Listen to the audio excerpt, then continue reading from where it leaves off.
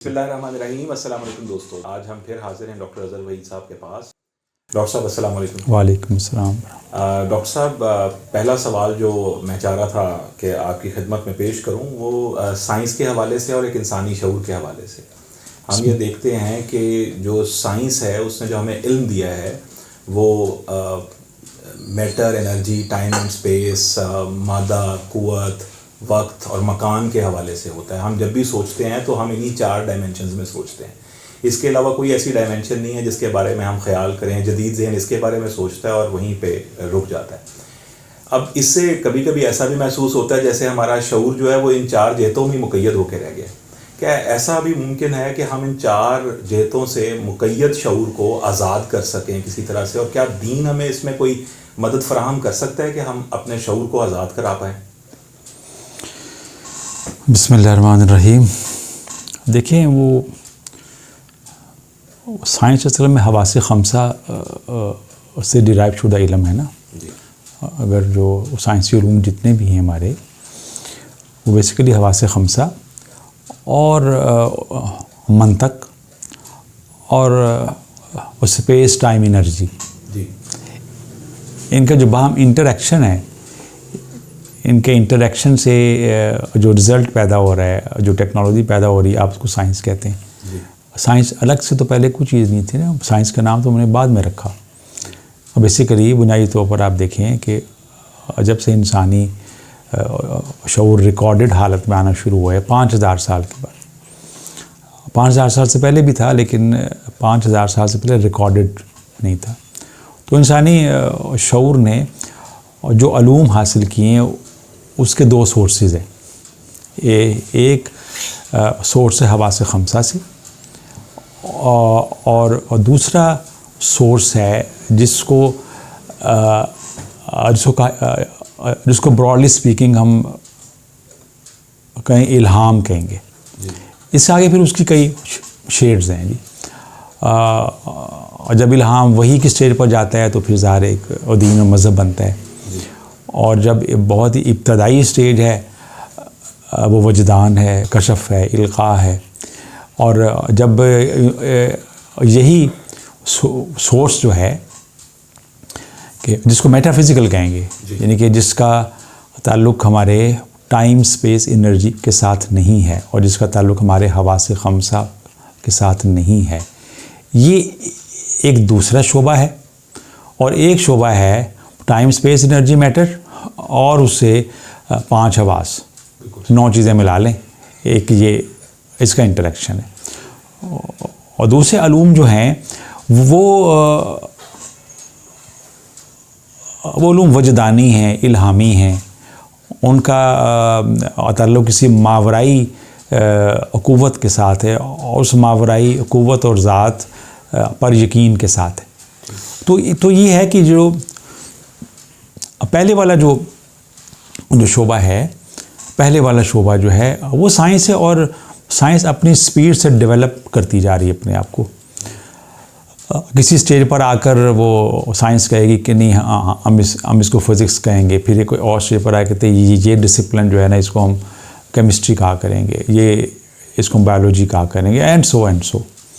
जबकि असल जो है वो दूसरा डिसिप्लिन है जो इंसान को इस मादे से बाहर निकालता है। साइंस जो है वो मैटर से ही निकलेगी और दोबारा टाइम एंड स्पेस में गर्क हो जानी है। यानी कि वो साइंस की जो मुद्दत है वो हमारी तारीख़ पैदाइश से लेकर तारीख़ वफ़ात तक है। साइंस सिर्फ तारीख़ वफ़ात के बाद क्या है, वहाँ साइंस खामोश है। साइंस भी खामोश है, साइंसदान भी खामोश है। वहाँ पे आपको दूसरे अलूम की ज़रूरत पेश आती है। कब्र में क्या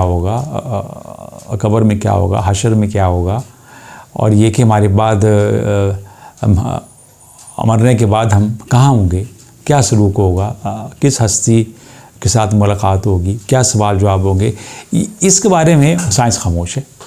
और एक अच्छा साइंसदान जो है वो कभी ये दावा नहीं करता कि मैं आपको दीन के बारे में बताऊं।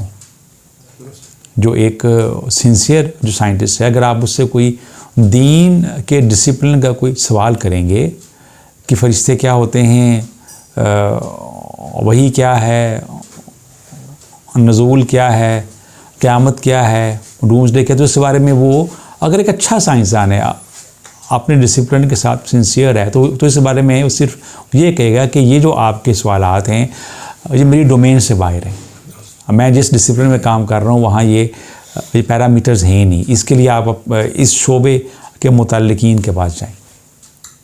سب سے پہلے تو آپ نا اس چیز کو سمجھ لیں کہ یہ اصل میں دو دھارے الگ ہیں انسانی زندگی کے, ایک اس کی روح کا دائرہ ہے اور دوسرا اس کی جسم کا دائرہ ہے. جو جسم کا دائرہ ہے وہ کامن ہے, بلیورز کے ساتھ اور نان بلیورز کے ساتھ بالکل کامن ہے. لیکن جو فزکس کا پلیٹ فارم ہے, یہ جو میٹرکس ہے ٹائم اینڈ اسپیس کا, یہ بلیور اور نان بلیور کے ساتھ یکساں سلوک کرتی ہے. جب یہ گولی آئے گی تو مومن کو بھی مرنا پڑے گا, کافر کو بھی مرنا پڑے گا. وہی دوائی ہوتی ہے, وہی آپ متقی کے لیے استعمال کرتے ہیں, وہی کسی منافق کے لیے استعمال کرتے ہیں, وہی کافر کے لیے استعمال کرتے ہیں. تو یہ جو ہے جو فزکس کے پلیٹ فارم پر تو ہم جسمانی سطح پر تو ہم سب برابر ہیں. دوسری سطح پر برابر نہیں ہے. دوسری سطح پر دو کیٹیگریز ہو جاتے ہیں, والذین آمنوا والذین کفروا, کہ وہ لوگ جو ایمان لے کر آئے نبیوں پر, نبیوں کی تعلیمات پر, ان کی کتابوں پر, اور انہوں نے جو کچھ کہا اس کے اوپر, اور وہ جنہوں نے انکار کیا.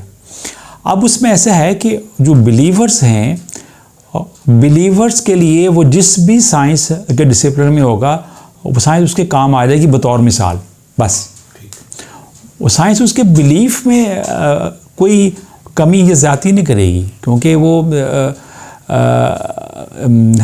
دین یا ایمان جو ہے دلیل نہیں بلکہ دل کا سودا ہوتا ہے.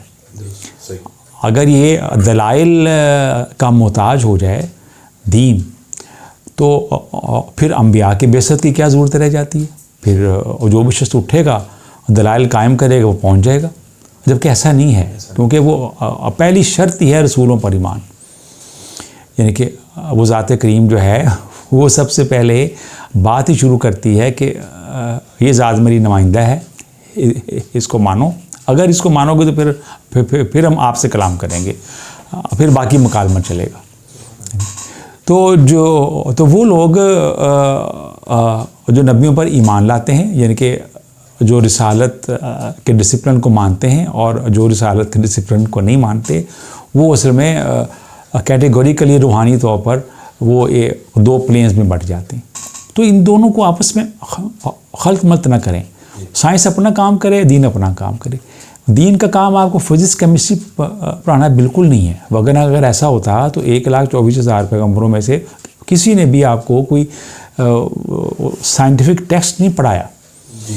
اور دوسری بات یہ ہے کہ دین اور سائنس کو یوں کھچڑی نہ پکائیں, ورنہ پھر آپ کے وہ قدم قدم پر پھر آپ پریشانی کا شکار ہو جائیں, کیونکہ وہ سائنس ایور چینجنگ ہے نا. سائنس تو قدم قدم پر چینج ہو جاتی ہے. یہ آپ دیکھیں میری کہ ہم جب اسٹوڈنٹ لائف میں تھے تو ہمیں پڑھایا گیا تھا کہ بیٹا بلاکر جو ہیں یہ کبھی کارڈک فیلر میں نہیں دینی. اگر کوئی کہتا تھا کہ کارڈک فیلر میں دیتے ہیں تو وہ اسٹوڈنٹ فیل ہو جاتا تھا. لیکن ابھی 30 سال گزرے ہیں تو آج ہم پڑھ رہے ہیں کہ beta blocker is the best gift a physician can prescribe to his patient with cardiac failure. اب بالکل 180 ہو گیا کہ پہلے ایکسپیرینس اور تھا, اور ہو سکتا ہے 5 سال کے بعد ہم اور ہوتے ہیں. جبکہ جو دینی علوم حتمی ہیں, یہ آپ دیکھیں 1,24,000 پیغمبر جو ہیں اسلامی لے کر آئے. جناب آدم علیہ السلام سے لے کر رسول کریم صلی اللہ علیہ وسلم تک جو ہے سب کا دین اسلامی تھا, اور ان کے پرنسپلز یونیفارم تھے, اور کسی کی تعلیم نے کسی کی تعلیم کو کنٹراڈکٹ نہیں کیا. ان کے فالوورز نے کیا, ان کے فالوورز جو ہیں اب وہ ڈیویٹ ہوتے گئے.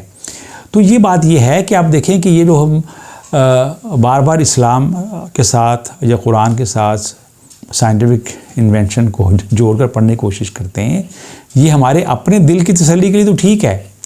لیکن اگر آپ دیکھیں کہ کسی نان بلیور کو اگر آپ یہ کہیں گے کہ یہ جو کچھ آپ نے ڈسکور کیا یہ تو قرآن میں ہے ہمارے، تو وہ کہے گا ہم نے جو ڈسکور کیا ہم نے تو قرآن پڑھ کر نہیں کیا، یا اگر آپ کے پاس تھا 1400 سال سے تو آپ کو چاہیے تھا کہ 1300 سال پہلے آپ کر چکے ہوتے۔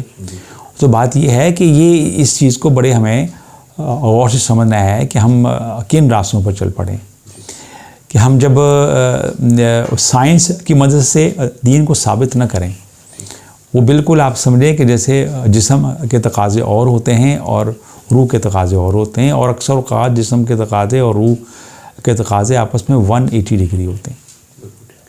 سر اگر میں آپ کی بات کو صحیح سمجھاؤں تو جس طرح سائنس جو ہے وہ ٹائم، انرجی اور میٹر اینڈ اسپیس اس حوالے سے اگر آپ کو مقید دائرے میں قید کر رہی ہے، تو چونکہ دنیا ساری تضاد پہ بنی ہے تو اس سے ایک آزاد دائرہ بھی ہے جس میں فرشتے موجود ہیں، انبیاء کرام کی ذات ہے، اللہ کریم کی ذات ہے، تو وہ اس آزاد دائرے کے ساتھ منسلک ہونے کے لیے دین لازم ہوگا، ورنہ دین لازم ہوگا، سمجھ پائیں گے اس کو۔ دین لازم ہوگا۔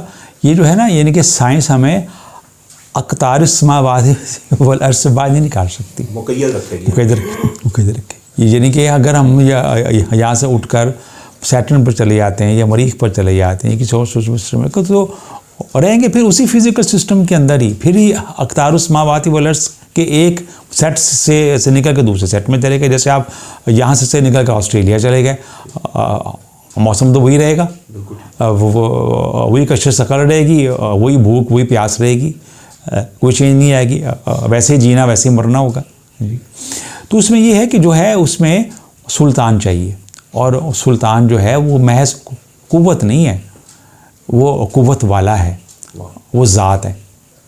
یعنی جو لاز آف سائنس ہیں یہ قید کا نام ہے، اور جو لا گیور ہے وہ ہے آزادی کا نام، اللہ تعالیٰ سے منسلک ہونا، سلطان سے منسلک ہونا۔ تو اگر آپ نے روح کے دائرے میں جانا ہے تو اس میں سائنس آپ کی مدد نہیں کرے گی، سائنس آپ کو ایک انٹلیکچوئل ایکسٹیسی دے گی کہ اگر آپ نے کوئی روحانی واردات ہے آپ کے پاس، کہ آپ کے پاس کوئی دینی روحانی انفارمیشن ہے، اور اچانک کوئی سائنس کا بھی ایپیسوڈ ایسے چل جاتا ہے تو آپ کو چیزیں ریلیٹ ہوتے ہوئے نظر آئیں گی۔ یہ تفکرون ہے، یہ تفکرون ہے۔ تفکرون جو ہے وہ تحقیق نہیں، تفکرون مطلب یہ ہے کہ آپ نے ناسوت کے عالم میں جو دیکھا، یعنی کہ جو ٹائم اسپیس کے میٹر میں دیکھا، اس کو آپ نے کوریلیٹ کر دیا اپنی باطنی دنیا میں۔ اور جیسے علامہ اقبال نے رحمۃ اللہ علیہ نے جب شاہین کو دیکھا تو انہوں نے کہا یہ تو مرد مومن کا کریکٹرسٹک ہے۔ کرگس کو دیکھا تو ایک پورا سینیریو سامنے آ گیا۔ وہ کرگس کی اناٹومی فزیالوجی نہیں پڑھی انہوں نے، اس کو محض ایک سمبل کے طور پر لیا۔ تو وہ سورج، چاند، ستارے، پہاڑ، یہ وہاں پر سمبل کے طور پر کام آئیں گے، استعارات کے طور پر کام آئیں گے۔ بالکل ٹھیک سر۔ اسی سے منسلک ایک سوال اور وہ سوال یہ ہے کہ جو اللہ تعالیٰ کی طرف سے وحی ہے، جو اللہ تعالیٰ کا جو ادیان کی صورت ہے، وہ تو یقین کی دعوت دیتی ہے کہ یقین کرو اور مانو۔ ایمان جو ہے وہ یقین طلب کرتا ہے ہم سے۔ لیکن سر جو دنیا کے علوم ہیں جیسے فلسفہ ہے یا سائنس ہے، سائنس بھی اپنے آپ کو حتمی نہیں کہتی اور فلسفہ بھی شک کی بنیاد پہ کھڑا ہے، تو سر یہ ہمارا دین سے صرف جو ملتا ہوا یقین ہے اور جو دنیاوی علوم سے ملتا ہوا شک ہے، اس پہ اندر بھی کوئی درمیانی ہمیں راستہ نکال سکتے ہیں، منطبق کر سکتے ہیں یقین کو، اس شک پہ کسی طرح ہم حاوی کر سکتے ہیں؟ دیکھیں بات یہ ہے کہ جو فزیکل میٹر ہے نا، یعنی کہ جو سائنس، اس میں ہم پہلے جانتے ہیں پھر مانتے ہیں جی، وہاں ہم پہلے مانتے ہیں پھر جانتے ہیں۔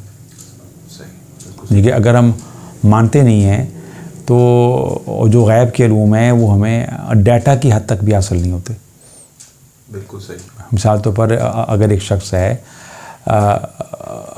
پروفٹ ہوڈ کے اوپر وہ یقین نہیں رکھتا، رسالت کی فیکلٹی کے اوپر، تو اس کے لیے سب چیزیں مائتھولوجی ہوں گی، فرشتے، یوم آخر، حساب کتاب، وہ کہے گا کہ یہ ایک اسلامی کی مائتھولوجی کے طور پر وہ اسٹڈی کرتا رہے گا۔ اگر وہ یقین کرے گا تب اس پر کھلے گا، یعنی کہ پہلے وہ مانے گا تب اس پر وہ علوم کھلیں گے۔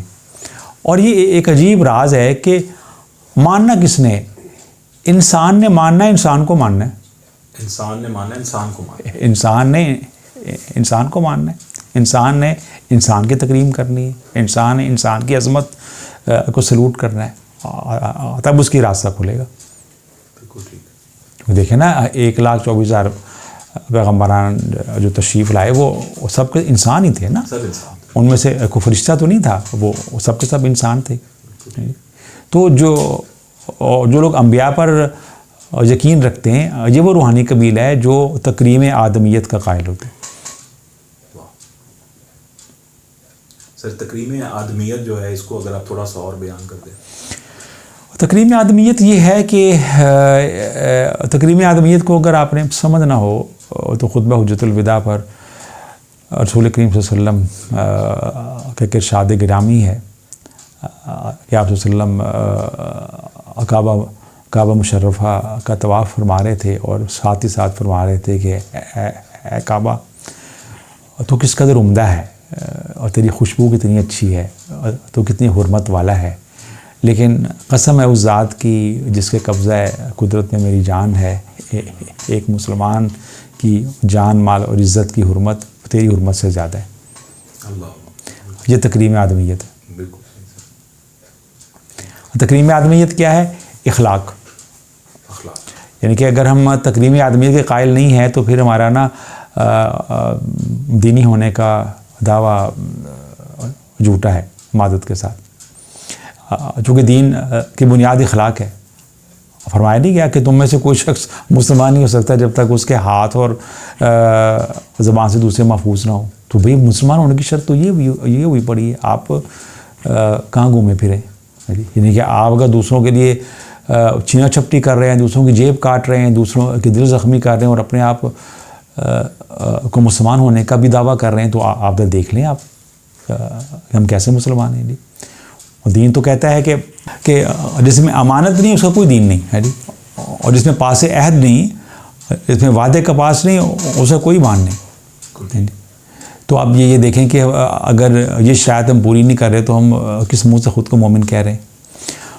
دین تو کہہ رہا ہے کہ میزان عمل میں سب سے بھاری چیز حسن اخلاق ہے، اور اگر لوگ ہماری زبان کے شر سے چھکتے پھر رہے ہیں تو ہم کون سے اعمال لے کر پھر رہے ہیں. میں آپ کو بہت کلیئرلی بتانا چاہ رہا ہوں کہ اصل میں ہمیں دین کو ایک اخلاقیات کے سبق کے طور پر اگر آپ اس کی دعوت دیں گے نا تو اس کی تبلیغ خود بخود ہو جائے گی. کردار سے.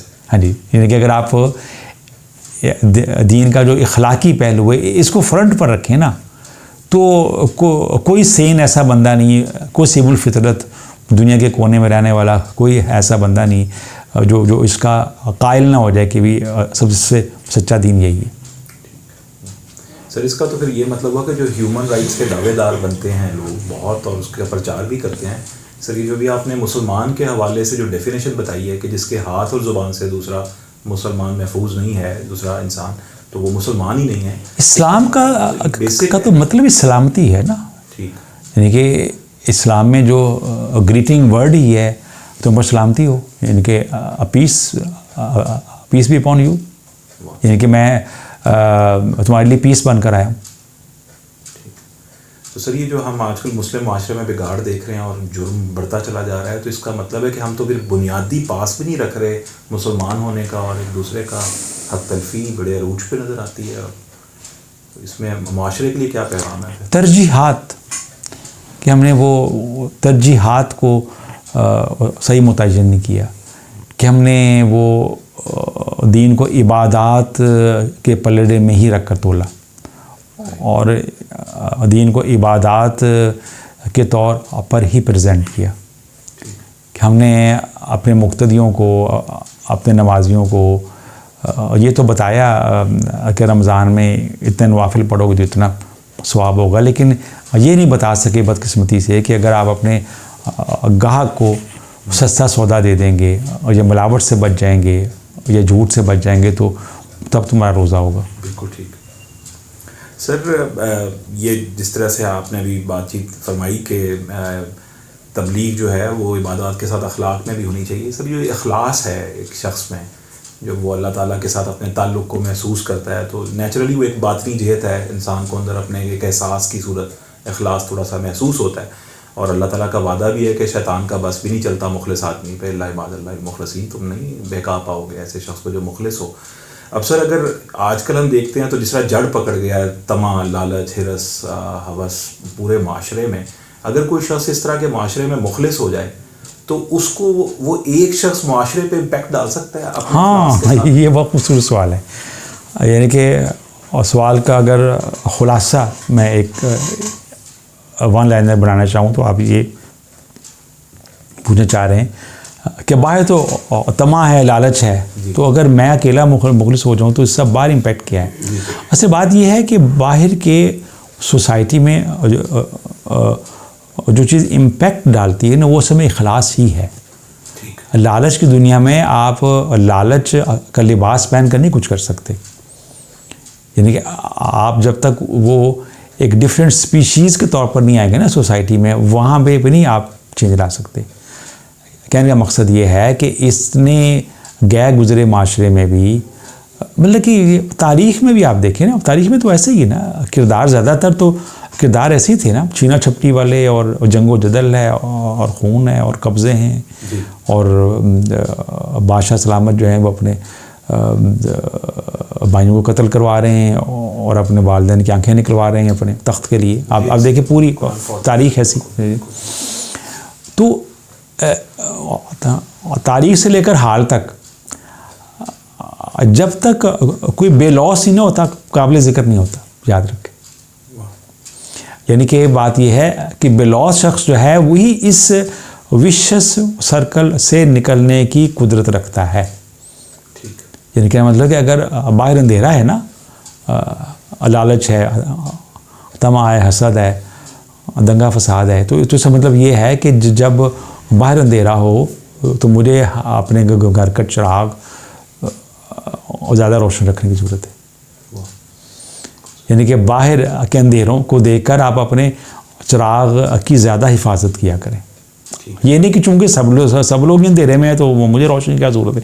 اس وقت جب باہر اندھیرا ہو تو آپ کو روشنی کی زیادہ ضرورت ہے. سر یہ جو ایک آدمی جو ایک مخلص آدمی ہے وہ اس کو تو تنہائی کا شکار نہیں ہونا چاہیے. اس کے پاس تو ایسی قوت ہونی چاہیے کہ اللہ میرے ساتھ ہے، میں اللہ تعالیٰ کی پناہ میں ہوں. تو یہ جو قوت ہے، ایمانی قوت جو اخلاص کی اس کے پاس آئے کہ وہ معاشرے کے ساتھ مقابل ہونے کے لیے اپنے آپ کو تنہا نہ محسوس کریں. اصل میں کیسے ہم اخلاص جو ہے نا، اخلاص انسان کو تنہا نہیں کرتا، اخلاص انسان کو بے نیاز کر دیتا ہے. اور بے نیازی قوت ہوتی ہے اصل میں.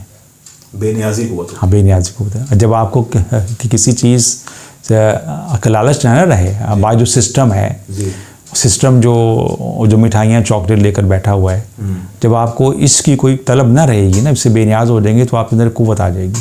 بے نیازی قوت کا. ہاں، اور آپ بے خوف بھی ہو جائیں گے. کیونکہ خوف کس چیز کا ہوتا ہے کہ آپ کا کوئی ذاتی مفاد جو فرسٹریٹ نہ ہو جائے، تو آپ کا تو ذاتی مفاد ہے ہی نہیں. اخلاص بائی ڈیفینیشن، اخلاص کی ڈیفینیشن پہلے سن لیں. اخلاص جو ہے اپنے مزاج اور مفاد کی نفی کا نام ہے. مزاج اور مفاد. اور مفاد یعنی کہ مفاد تو ہو گیا نا، ٹینجیبل بھی ہو گیا نا. اور مزاج یہ ہے کہ کام میری مرضی کا ہونا چاہیے، جیسے میں چاہتا ہوں. ہاں، مفاد بھی نکالیں، مزاج بھی نکالیں. پھر آپ دیکھیں آپ کا جھگڑا کسی کے ساتھ ہوگا ہی نہیں. کہتے ہیں نا کہ گھوڑے پر سواری کرنے پر جھگڑا ہوتا ہے، گھوڑے کو پانی پلانے پر جھگڑا نہیں ہوتا. صحیح بات ہے. یہ روم بہت ویکنٹ ہے اخلاص والے بندوں کے لیے نا. خدمت کے لیے کمپٹیشن، کھلا کمپٹیشن ہے. کوئی ٹف کمپٹیشن ہے یہاں، بہت خال لوگ ہیں. اور اخلاص والا بندہ ہی اصل میں خدمت کر سکتا ہے. یاد رکھیں، اخلاص والا بندہ ہی محبت کر سکتا ہے. تو یہ دو کام ہمیں چاہیے سوسائٹی کو ٹھیک کرنے کے لیے، خدمت اور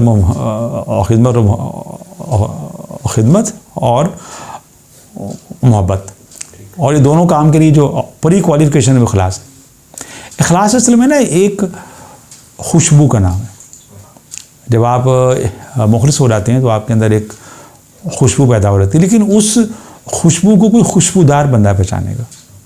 یعنی کہ اس خوشبو کی گاہک آپ وہ سبزی منڈی نہیں ہوگی، وہ خوشبو جو ہے وہ کسی عطار کی دکان پر اس کا مول لگے گا۔ سر اگر ہم اس گفتگو کو دور نبی صلی اللہ علیہ وسلم میں لے جائیں تو دور نبی صلی اللہ علیہ وسلم میں مکہ کے اندر بہت ہی ایک خال لوگ جو ایمان لے کر آئے اور پھر بڑی مصائب سے، اسپیشلی جو شیب ابی طالب کا وقت ہے، وہ ایک بہت بڑی مشکلات سے گزرتے ہوئے لوگ ہمیں محسوس ہوتے ہیں کہ وہ اکیلے رہ گئے وہاں پہ، اور مال بھی چھین لیے گئے اور پراپرٹیز بھی ضبط ہو گئیں اور اس کے بعد نکال بھی دیے گئے، وہ ہجرت کر کے دوسری جگہ روانہ ہو گئے۔ سر یہ جو اصرار ہے اور اخلاص، ان دونوں چیزوں کا آپس میں کیا تعلق ہے کہ جب تک اخلاص نہیں ہوگا اصرار نہیں نہ ہو سکتا؟ یعنی کہ بائی ڈیفینیشن اصرار کا مطلب یہ ہے کہ میں اس وقت آپ کو کچھ چیزوں جب مجھے بھی ضرورت ہے، اور ویسے ڈونیٹ کر دینا اصرار نہیں، ویسے وہ خدمت ہے، خدمت ہے، محبت ہے، خیر سگالی ہے کہ میرے پاس دو چیزیں ہیں، میں نے ایک آپ کو دے دیا، ایک چیز آپ کو دی سرپلس، ایک ہی چیز ہے اور اس کی مجھے بھی ضرورت ہے، لیکن میں کہہ رہا ہوں کہ برادر thy need is greater than mine۔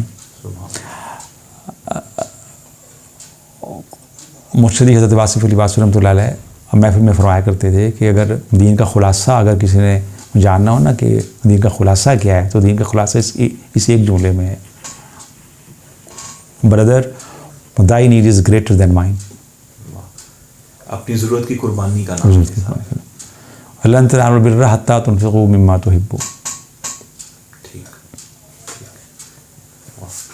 سر یہ چونکہ اخلاص کی بات ہو رہی ہے تو اکثر اوقات جو اسپیشلی جو سالکین ہوتے ہیں یا جو ایک شخص جو دین کو سمجھنے کی کوشش کر رہا ہے اور وہ دیکھتا ہے کہ اس کے وجود کی دو پرتیں ہیں، باطن بھی ہے، ظاہر بھی ہے، وہ ظاہری اعمال بھی کر رہا ہے، اللہ تعالیٰ کے امر الہی کے تحت، ان کے حکم کے تحت اعمال سر انجام پا رہے ہیں، اور کچھ کیفیات بھی اس کے اوپر طاری ہوتی ہیں، لیکن وہ اس کو کوئی نام نہیں دے پاتا۔ یہ جو اعمال اور احوال ہیں ان کے اندر بنیادی طور پہ ایک تو فرق کیا ہے، اور جو وجود ہے وہ ان دونوں سے کس طرح فائدہ پاتا ہے، اعمال سے بھی جو حکم کے تحت ہو رہے ہیں اور جو احوال اس کے حاصل ہو رہے ہیں اللہ کریم کی طرف سے، ساتھ بات یہ ہے کہ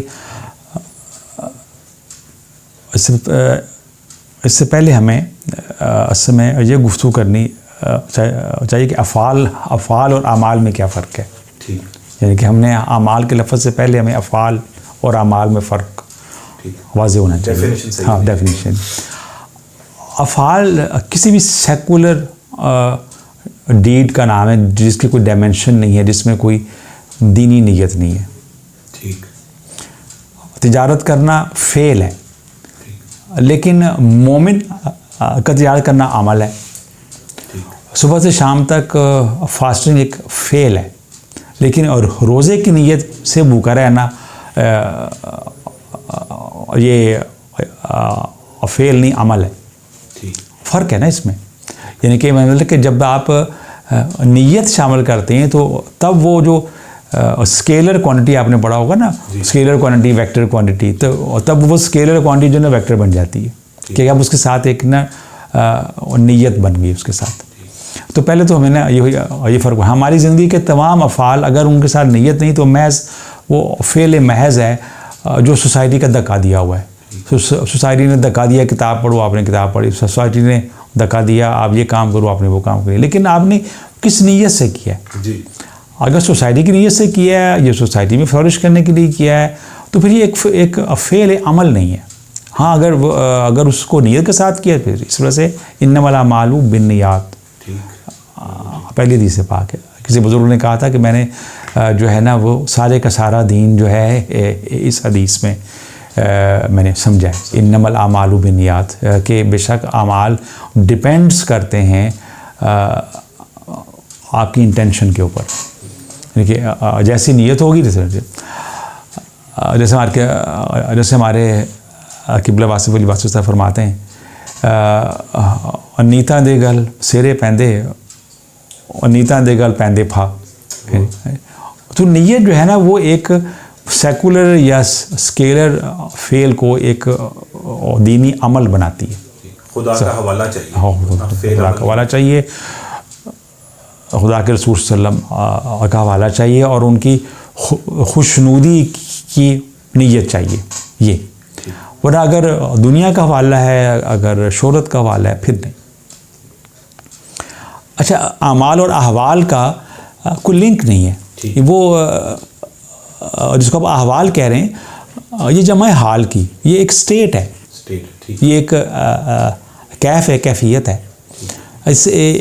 اس کا مقابلہ ہوگا اسٹیشن کے ساتھ، اسٹیٹ کا تقابل جو ہے وہ ہوگا اسٹیشن کے ساتھ، جس کو مقام کہتے ہیں۔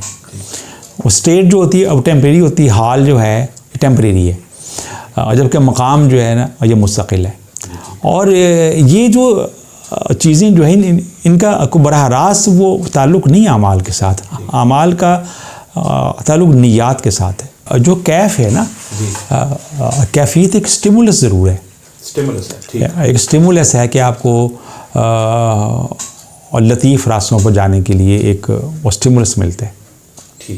اصل میں وہ اسٹیٹ جو ہے وہ ٹیمپریری ہوتی ہے، جتنی بھی اچھی ہو۔ جب آپ اس پر پہرا دیتے ہیں، اس کو اسٹرینتھن کرتے ہیں مسلسل اعمال کے ساتھ، استقامت کے ساتھ، یعنی کہ ان نیک اعمال پر استقامت کے ساتھ جب وہ اسٹرینتھن ہو جاتی ہے، تب وہ حال جو ہے، اسٹیٹ جو ہے، وہ پیوز دا وے ٹورڈ اسٹیشن یا مقام مستقل ہو گیا نا۔ مثال کے طور پر آپ جیسے مثال ہے رقت طاری ہوگی، یہ ایک کیفیت ہے، حال ہے، اور رقیق القلبی ہے، لیکن تقویٰ مقام ہے۔ ٹھیک ہے، بالکل ٹھیک ہے سر۔ اسی طرح سے ایک سوال اور، ایسی اصطلاحات میں سمجھتا ہوں سر، اگر اصطلاحات جو ہے نا تھوڑی ٹھیک ہو جائیں تو شاید تھوڑا سمجھنے میں آسانی ہوتی ہے۔ جیسے ابھی آپ نے احوال کے حوالے سے، کیفیت اور اسٹیشن کے حوالے سے رہنمائی فرمائی۔ سر کبھی کبھی جب ہم حکمت کے بارے میں اور معرفت کے بارے میں غور کرتے ہیں تو کبھی کبھی مجھے ڈیفینیشنل کرائسس لگتا ہے اپنے حوالے سے، جب میں سوچتا ہوں اس کے بارے میں کہ سر جو حکمت ہوتی ہے وہ تو میں نے کچھ صوفیاء کرام کی بھی کتب دیکھی کہ وہ اعمال کی بھی حکمت بیان کرتے ہیں۔ جس طرح محی الدین ابن عربی رحمۃ اللہ علیہ نے فتوحات میں وہ وضو کے حوالے سے بھی لکھا ہوا ہے چیزوں کے، اس میں سے کئی حکمتیں انہیں اخذ کی ہوئی ہیں۔ اس طرح ہمیں صوفیاء کے کلام میں اکثر جگہوں پہ لگتا ہے کہ وہ اعمال سے بھی حکمتیں اخذ کر لیتے ہیں، جبکہ سر معرفت جو ہے اس کو اکثر اوقات ہم ذات سے منسلک کرتے ہیں۔ ان دونوں کا بھی آپس میں مجھے لگتا ہے کہ جیسے کوئی شاید کراس روڈ ہو جہاں ان کی ملاقات ہو جائے شاید۔ جی بالکل ملاقات ہوگی۔ اصل میں بات یہ ہے کہ یہ آپ جو کہیں نا اعمال سے حکمت ڈرائیو نہیں ہوئی، اعمال کی حکمت ان پر منکشف ہوئی۔ آپ اس کو ہاں مطلب کہ آپ اس کے لیے الفاظ بھی سما کے، اعمال سے حکمت نہیں ملی، ٹھیک کھولی گئی، وہ ان کو ذات سے ملی حکمت۔ جب وہ پر حکمت، جب وہ بصیرت اور نگاہ انہوں نے اعمال پر تفکر کیا تو ان پر کھل گیا، راز کھل گیا کہ یہ عمل یا یہ کام اس میں اثر میں یہ حکمت ہے۔ دیکھنا ذات کے حوالے سے۔ لیکن جب وہ